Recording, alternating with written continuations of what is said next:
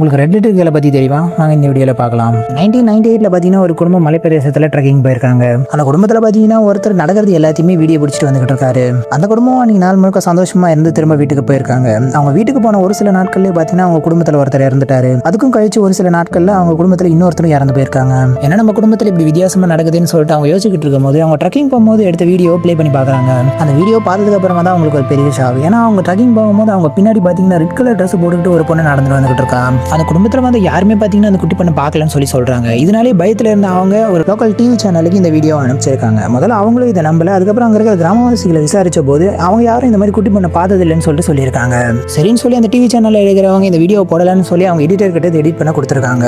அவர் அந்த video edit பண்ணிட்டு இருக்கும்போது பார்த்தீங்கன்னா ஒரு டைம் ப்ளே பண்ணும்போது அந்த பொண்ணு அதில் இருக்கா, இன்னொரு டைம் ப்ளே பண்ணும்போது பார்த்தீங்கன்னா அந்த பொண்ணு அந்த வீடியோவில் இல்லை.